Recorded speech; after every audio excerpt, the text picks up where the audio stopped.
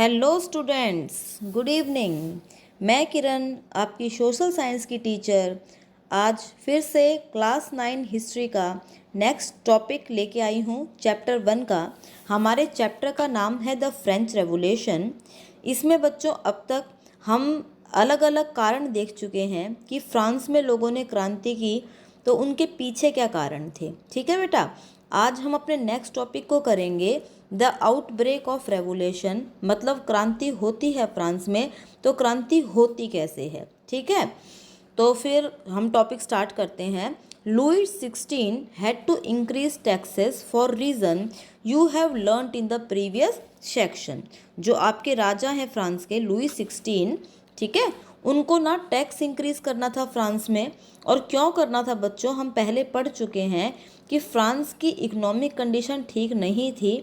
राजा को अपने पूरे राज को चलाने के लिए, अपने पूरे राज दरबार को, अपने शासन को चलाने के लिए पैसे की ज़रूरत थी।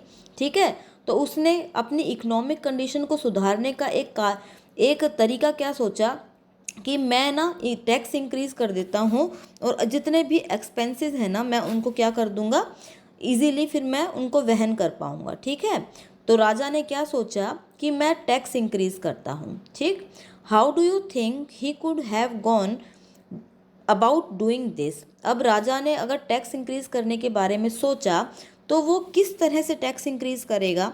ठीक है, तो आप क्या सोचते हो, ये ऐसे पूछना चाहता है कि आपको क्या लगता है कि राजा ने कैसे टैक्स इंक्रीज़ किया होगा। तो इसका रिप्लाई भी ये करता है, क्या कहता है, in France of the old regime. जो फ्रांस है आपका, उसमें पुरानी व्यवस्था क्या है, द मोनेक did not have the power to impose taxes.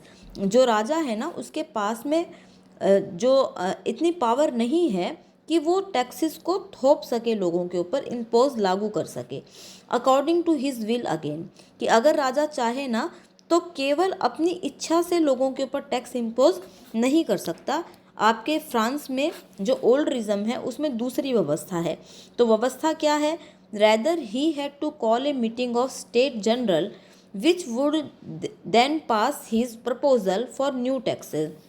आपके ओल्ड रिजम में क्या व्यवस्था है फ्रांस में, कि अगर राजा चाहता है ना कि भाई उसको टैक्स इंक्रीज करना है, तो उसे स्टेट जनरल की मीटिंग को बुलाना पड़ेगा। ठीक है, और जो स्टेट जनरल की जो मीटिंग होगी, उसमें राजा प्रपोजल रखेगा कि भाई मैं न्यू टैक्सेस है इंक्रीज करना चाहता हूँ। ठीक है, अब ये स्टेट जनरल क्या है, इसका रिप्लाई हमें यहाँ पे मिलेगा। The state general was a political body. State general आपका एक राजनीतिक क्या है, आपका राजनीतिक संगठन है।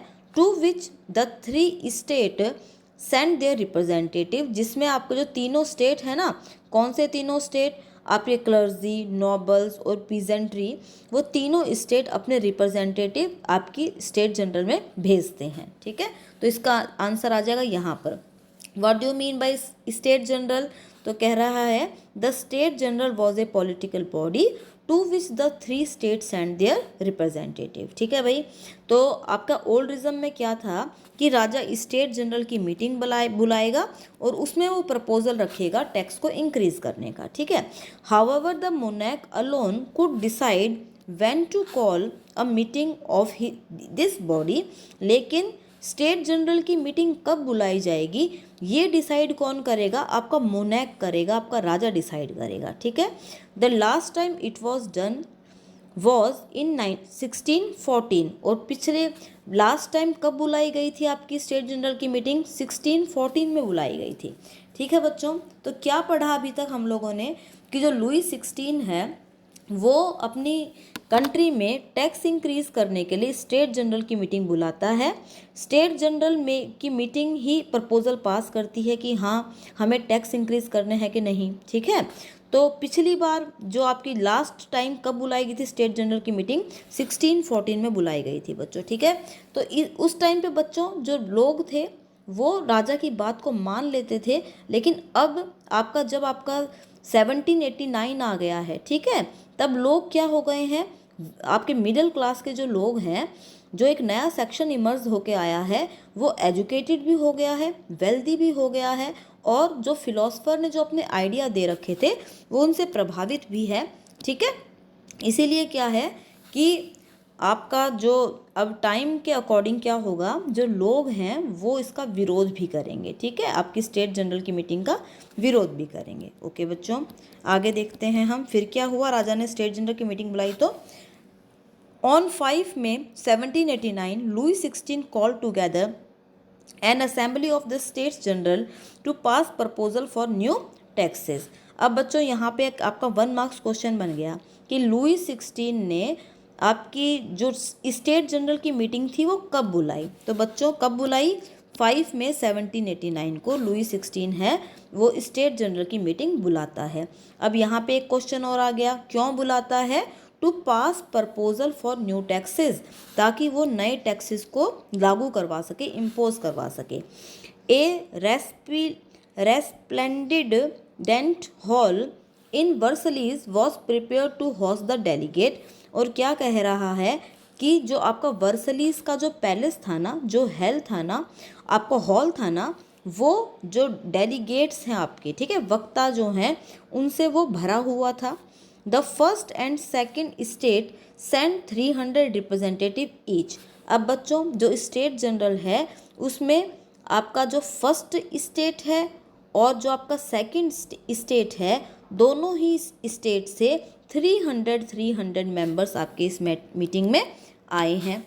Representative each who were sitting in rows facing each other on 2 side. और वो बैठे कहाँ हुए हैं, राजा का जो आपका सिंहासन है वो बीच में है, इसके दोनों तरफ आमने सामने मुंह करके कौन बैठे हैं, क्लर्जी और आपके नॉबल्स, ठीक है बेटा।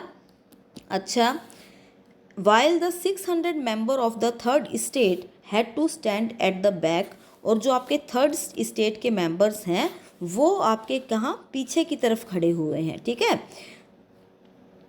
द थर्ड स्टेट, और कितने मेंबर हैं थर्ड स्टेट के बच्चों, 600 मेंबर्स उस मीटिंग में आए हुए हैं। The third state was represented by it's more prosperous and educated member. और जो आपके थर्ड स्टेट के जो मेंबर आए हैं ना मीटिंग को अटेंड करने के लिए स्टेट जनरल की, वो जो मेंबर हैं वो प्रॉस्परस भी हैं और एजुकेटेड भी हैं, ठीक है बच्चों। हमने क्या देखा था कि थर्ड स्टेट है उसके भी हमने 3 पार्ट्स कर रखे थे, ठीक है। थर्ड स्टेट वैसे तो किसकी होती है, आपका जो कॉमन पीपल है, जो आपके जो पीजेंट्स हैं वो आते हैं थर्ड स्टेट में। तो थर्ड स्टेट में भी जो सबसे ऊपर की जो लेयर थी, जो लोग ओवरसीज व्यापार करने के कारण क्या हो गए थे, धनी हो गए थे, जो आपके थर्ड स्टेट में जो ऊपर के जो लोग हैं जो पढ़े लिखे थे, ठीक है, जो प्रोफेसर्स वगैरह थे वो इसके अंदर आते थे। तो 600 मेंबर्स थर्ड स्टेट से आए थे। Peasants, artisan and womens were denied to entry to the assembly. और जो आपके जो पीजेंट्स हैं, आर्टिशंस हैं, वुमेन्स हैं, उनको मना था कि आप लोग स्टेट जनरल की असेंबली में नहीं आ सकते हो। अब बच्चों यहाँ पर एक क्वेश्चन बन गया कि स्टेट जनरल की मीटिंग में कौन कौन आना अलाउड नहीं था। तो आप लोग क्या कहोगे, पीजेंट्स, आर्टिशन एंड वुमेन्स, इनको स्टेट जनरल की मीटिंग में आने की अनुमति नहीं थी। However, their grievances and demands were listed in some 40,000 letters। अब वो जो आपके पीजेंट्स थे, आर्टिशन थे, वुमेन्स थे, ये लोग तो नहीं आए स्टेट जनरल की मीटिंग में, लेकिन जो उनकी दया याचिका थी, ठीक है, जो उनकी डिमांड्स थी, और वो डिमांड कितनी थी, लगभग 40,000 उन्होंने लेटर्स हैं वो किसको दिए, which the representative had brought with them. उन्होंने अपने रिप्रेजेंटेटिव को दे दिए कि हम तो स्टेट जनरल की मीटिंग में नहीं जा सकते, लेकिन हमारे राजा ने कितने सालों के बाद में स्टेट जनरल की मीटिंग बुलाई है, तो आप हमारी जो प्रॉब्लम्स है ना हमारे राजा के सामने रख देना। ऐसे कह के 40,000 जो लेटर्स थे वो आपके पीजेंट्स, आर्टिशंस एंड वुमेन्स ने आपके जो आप मिडिल क्लास के जो लोग थे उनको, जो स्टेट जनरल की मीटिंग में असेंबली में गए थे ना, उनको वो लेटर्स पकड़ा दिए, ठीक है। Voting in the state general in the past had been conducted according to the principle that each state had 1 vote. और बच्चों आपका जो ओल्ड रिज्म था उसमें क्या व्यवस्था थी कि जो स्टेट जनरल की मीटिंग होगी ना उसमें क्या होगा कि आपके जो एक स्टेट है उसका 1 वोट काउंट होगा, ठीक है। This time to Louis 16 was determined to continue the same practice. और अब की बार भी जब आपकी 1614 में जब मीटिंग हुई थी उस टाइम पे क्या था, एक स्टेट का एक वोट माना जाता था बच्चों, ठीक है। अब जब आपका 1789 में जब मीटिंग हुई, लुई 16 ने बुलाई, तो उसने सेम चीज़ को ही प्रैक्टिस करने की कोशिश की कि एक स्टेट का एक वोट माना जाएगा, ठीक है।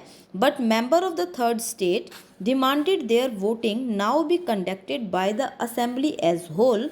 लेकिन जो आपके थर्ड स्टेट के मेंबर थे उन्होंने डिमांड की कि अब की बार ना पूरी असेंबली को होल माना जाएगा, where each member would have one vote, और हर व्यक्ति को एक वोट दिया जाएगा। This was one of the democratic principle put forward by philosophers like Rousseau in his book the social contract. और ये विचारधारा कि एक व्यक्ति का एक वोट होगा, ये आपकी विचारधारा किससे प्रेरित होकर थर्ड स्टेट ने वहाँ पर रखी थी राजा के आगे, जो आपके रूसो है ना उनसे प्रेरित होकर। तो बच्चों यहाँ पर एक 1 मार्क्स क्वेश्चन आ गया कि रूसो की बुक का नाम बताइए, तो आप क्या कहोगे, रूसो की बुक का नाम क्या है, द सोशल कॉन्ट्रैक्ट, ठीक है। और रूसो ने इसमें क्या कहा था कि भाई एक व्यक्ति को एक वोट मिलना चाहिए, ये बड़ा ही लोकतांत्रिक तरीका है। When the king rejected this proposal, लेकिन जो राजा है उसने इस प्रपोजल को मानने से इनकार कर दिया। Member of the third state walk out of the assembly in protest. तो फिर आपके जो थर्ड स्टेट के मेंबर्स थे ना वो विरोध में असेंबली से बाहर निकल जाते हैं, ठीक है बच्चों। तो हमने क्या देखा कि किस तरह थर्ड स्टेट के जो लोग हैं वो राजा का विरोध करते हैं, ठीक है। और इस तरह क्या होता है, क्रांति की आपकी जो है क्रांति उभर कर सामने आती है इस तरीके से, ठीक है बच्चों। Okay, I hope you all understand the topic. If you have any problem then ask me in comment section. Okay बच्चों, थैंक यू, कीप स्टडिंग।